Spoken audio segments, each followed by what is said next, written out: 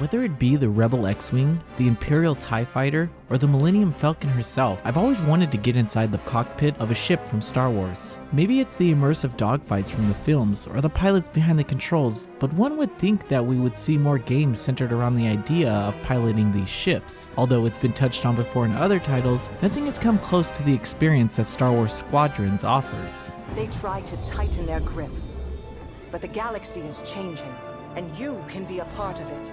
With the help of brave and daring pilots, this war can end.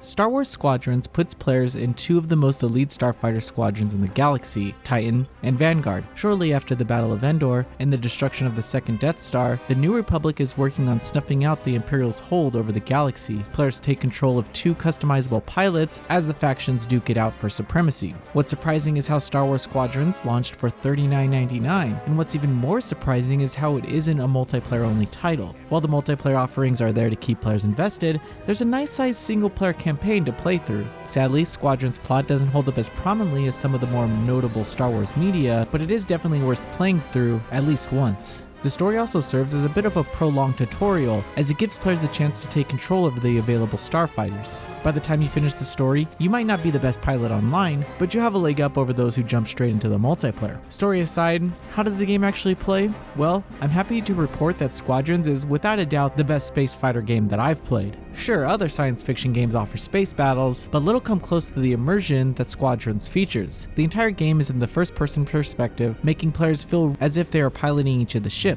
Though things might look simple at first glance, Squadrons content becomes greater the more you play. The difference between someone picking up the game for the first time and a player with 40 hours of experience will show more in the options offered than in just about any other game on the market. Each faction has 4 classes of ships that you can use: Fighter, Interceptor, Bomber, and Support. Each of these ships plays incredibly different. Each class specializes in a unique area, making it incredibly important to figure out which class fits your playstyle best. Though you can jump into matches yourself, players who put together a coherent squadron will benefit the most during competition. At the time of this writing, there are only 2 main online game modes, Dogfight and Fleet Battle. Dogfight is precisely what it sounds like, a team deathmatch-esque mode where the first team to kill 30 wins. Though it isn't a very complicated or inspired mode, it doesn't really need to be. Good old-fashioned dogfights are exactly why I'm playing this game. The more unique mode offered is Fleet Battle. Similar to large-scale fights during Star Wars Battlefront 2, Fleet Battle has players fight between 2 large capital ships. Instead of simply having them go to take down other fighters, players will need to try and take down the massive enemy ships over lengthy fights. By destroying smaller ships and completing other objectives, each team morale is boosted. The team with the higher morale goes on the offensive, doing as much damage as they could to the enemy ship before they are inevitably pushed back. This game of cat and mouse goes on for a while until one team emerges victorious. Fleet Battle is a bit of a mixed bag. While I enjoyed significant objective-based encounters, it can be a bit tedious over time. Some of the matches can last well over half an hour with very little variety in them to warrant the length. Sure, it is a nice alternative to the dogfight,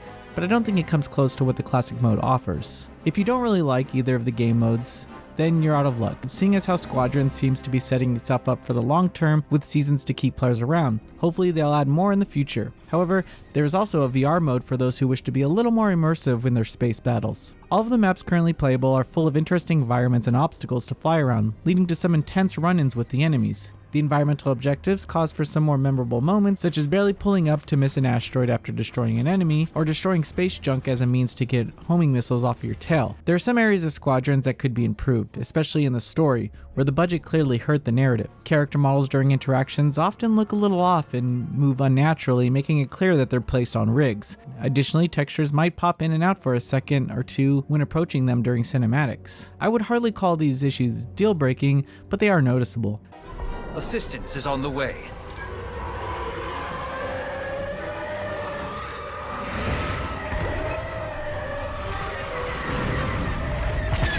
Star Wars Squadrons provides players a genuine starfighter experience with a low cost of entry. The single-player campaign offers just enough distraction from the real meat of this adventure that is found in the multiplayer modes. The best part about this experience is how it rewards those who put the most time into it, so I'm hoping to see additional modes to keep things fresh. Noisy Pixel is giving Star Wars Squadrons an 8 out of 10. Thank you for watching. Please read the full review at noisypixel.net. NoisyPixel is run by a group of gamers who work hard to deliver news, reviews, previews, and more. Please subscribe to keep up with all our future content.